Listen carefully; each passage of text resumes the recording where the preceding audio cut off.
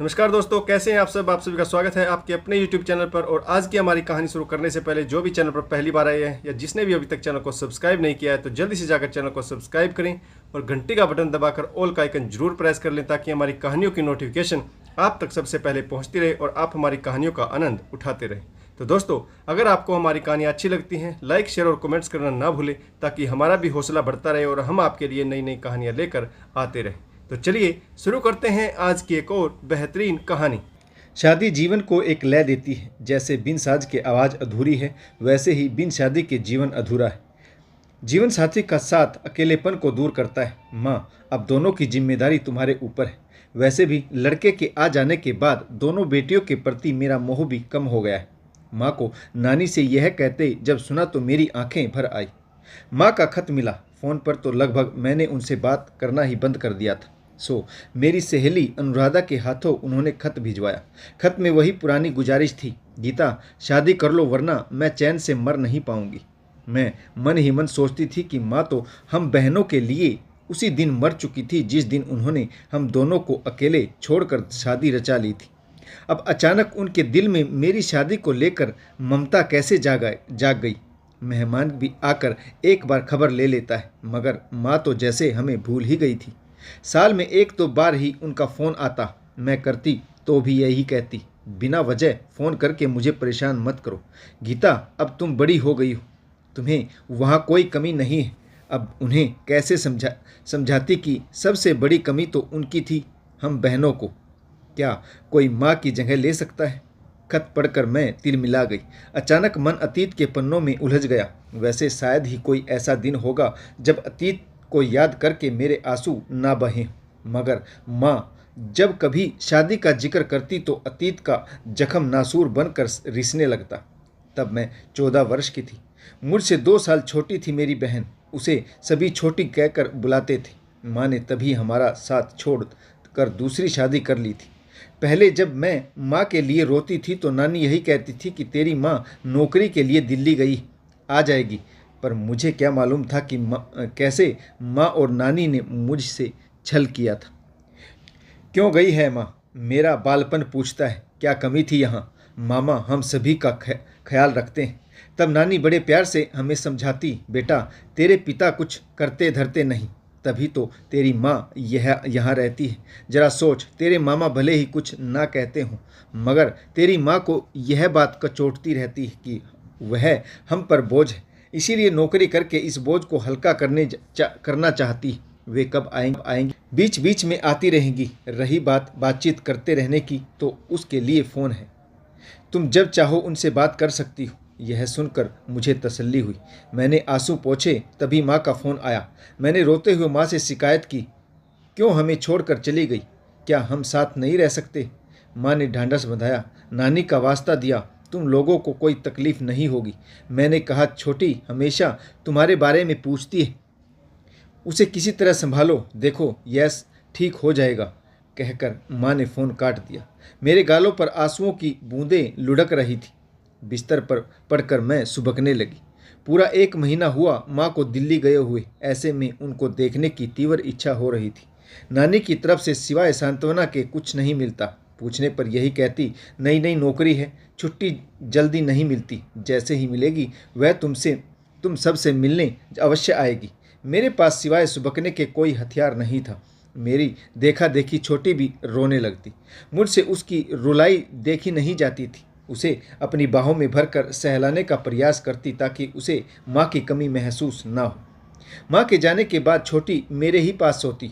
एक तरह से मैं उसकी माँ की भूमिका में आ गई थी। अपनी हर छोटी मोटी आवश्यकताओं के लिए वह मेरे पास आती। एक भावनात्मक शून्यता के साथ 2 साल गुजर गए। अब जब भी फ़ोन करती माँ यही कहती, बहुत जल्द मैं तुम लोगों से मिलने का बनारस आ रही हूँ, मगर आती नहीं थी। हमारा इंतज़ार महज भ्रम साबित होता था। आहिस्ता आहिस्ता हम दोनों बहनें बिना माँ के रहने के आदी हो गई। एक दिन जब मैं स्कूल से घर लौटी तो देखा माँ आई हुई। देखकर मेरी खुशी की सीमा न रही। माँ ने बिछोए की पीड़ा ने मेरे सब्र का बांध तोड़ डाला और वह निकला मेरे आंखों से आंसुओं का सैलाब जो रुकने का नाम नहीं ले रहा था।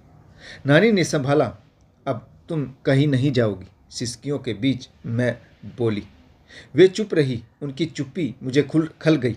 जहाँ मेरे आंसू थमने का नाम नहीं ले रहे थे, वही माँ का तटस्थ भाव अनेक सवालों को जन्म दे रहा था। क्या यहाँ आकर उन्हें अच्छा नहीं लगा? 2 साल बाद एक माँ को अपने बच्चों से मिलने की जो तड़फ होती है, उसका मैंने माँ में अभाव देखा। शायद नानी मेरे मन में उठने वाले भावों को भाप गई। वे मुझे बड़े प्यार से दूसरे कमरे में यह कहते हुए ले गई, तुम्हारी माँ लंबी यात्रा करके आई, उसे आराम करने की ज़रूरत है। जो बातें करनी हो कल कर लेना। ऐसा मैंने पहली बार सुना। अपनी औलाद को देखकर माँ बाप की सारी थकान दूर हो जाती। यहाँ तो उल्टा हो रहा था। माँ ने ना हमारा हालचाल पूछा, ना ही मेरी पढ़ाई लिखाई के बारे में कुछ जानने की कोशिश की।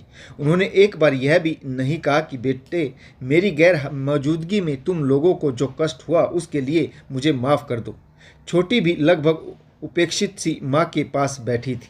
माँ के व्यवहार में आए इस अप्रत्याशित परिवर्तन को लेकर मैं परेशान हो गई। बहरहाल मैं अपने कमरे में बिस्तर पर लेट गई। वैसे भी माँ के बगैर रहने की आदत हो गई थी।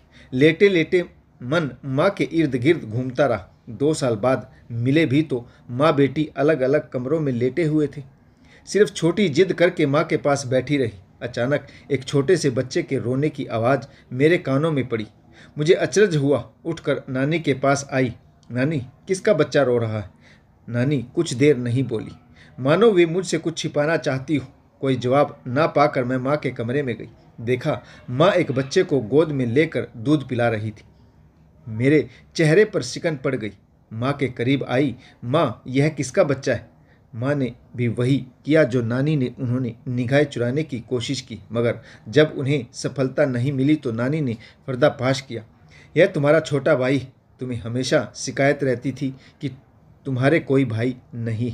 लो, अब अपनी ख्वाहिश पूरी कर लो।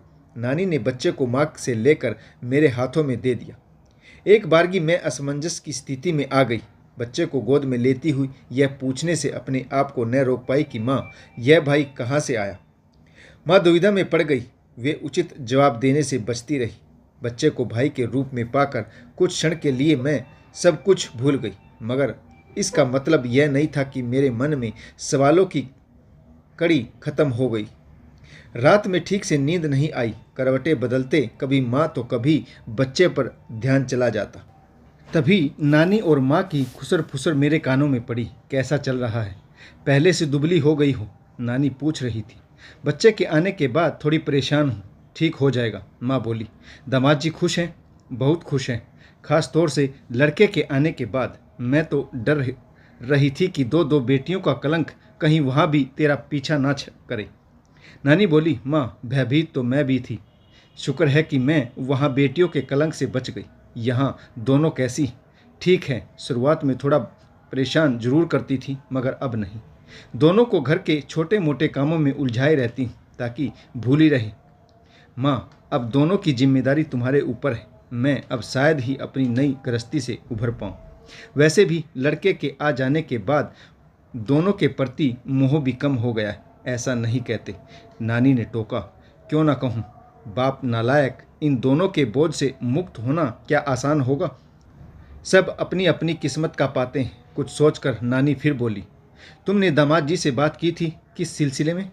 माँ के माथे पर बल पड़ गए। दोनों को अपनी बेटियां बनाकर रख लेते तो बुरा भरा परिवार हो जाता।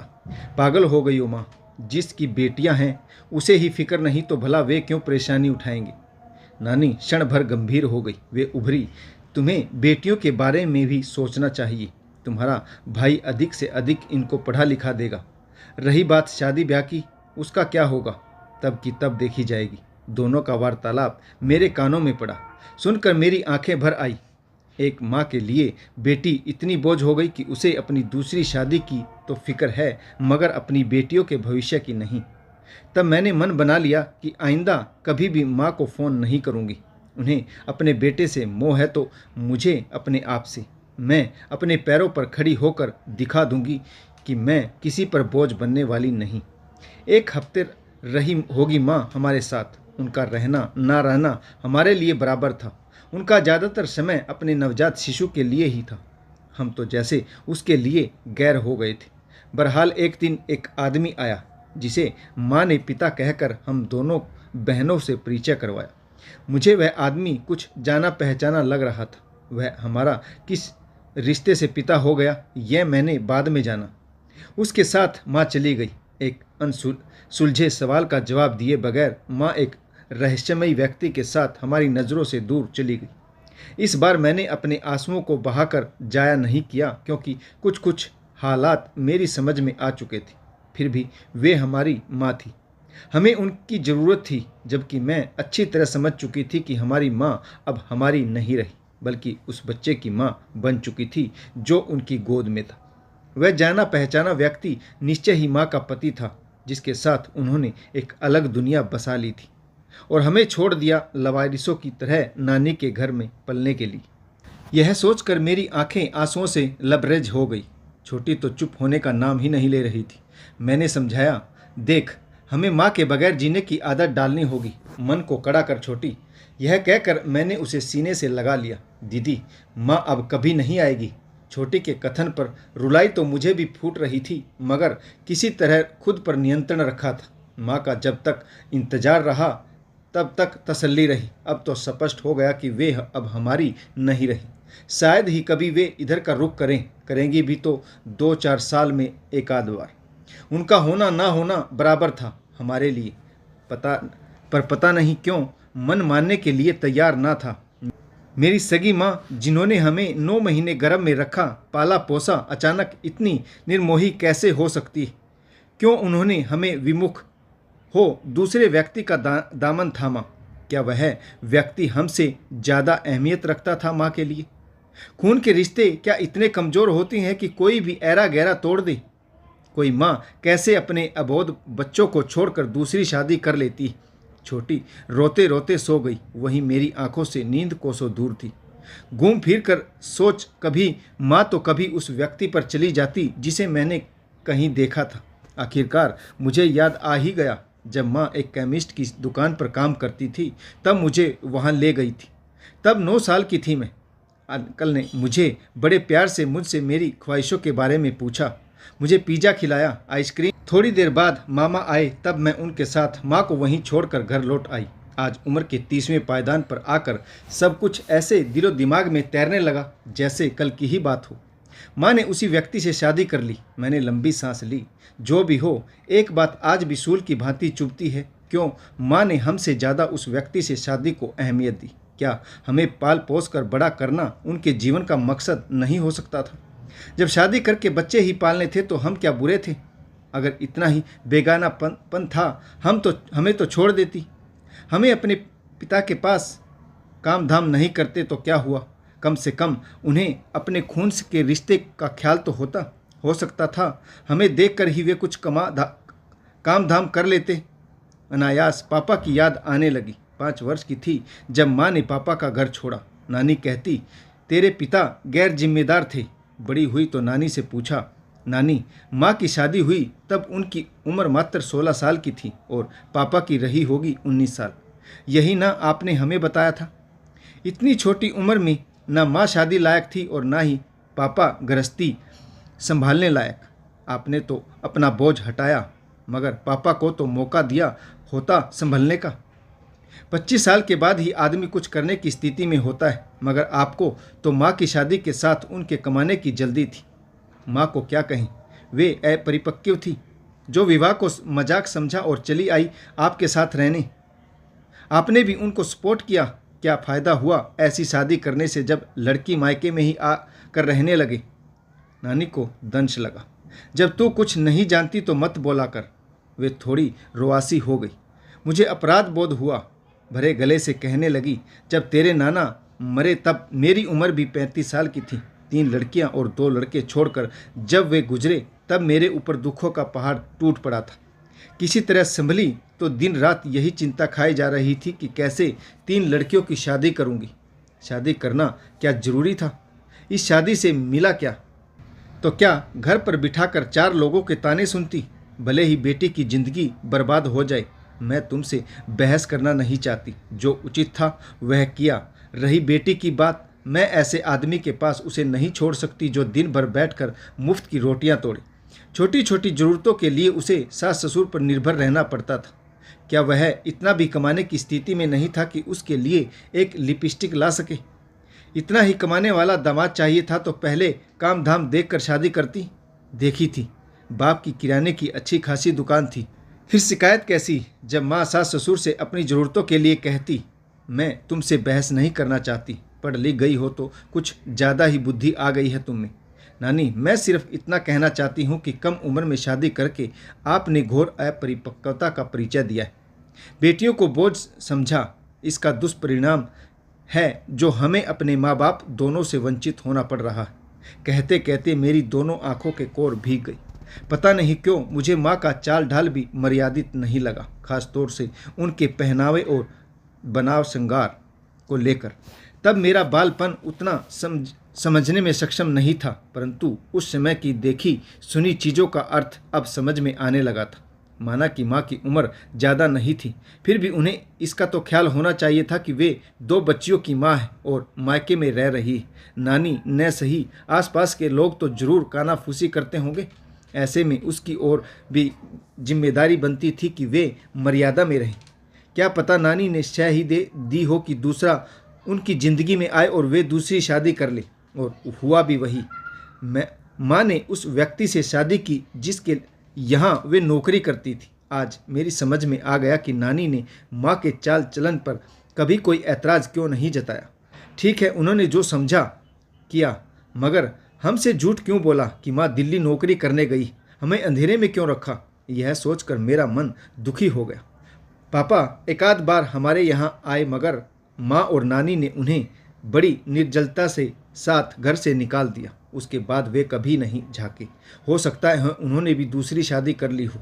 आहिस्ता आहिस्ता मैं और छोटी ने बिन माँ के रहना सीख लिया। पहले माँ का फ़ोन आ भी जाता था, मगर धीरे धीरे वह भी आना बंद हो गया।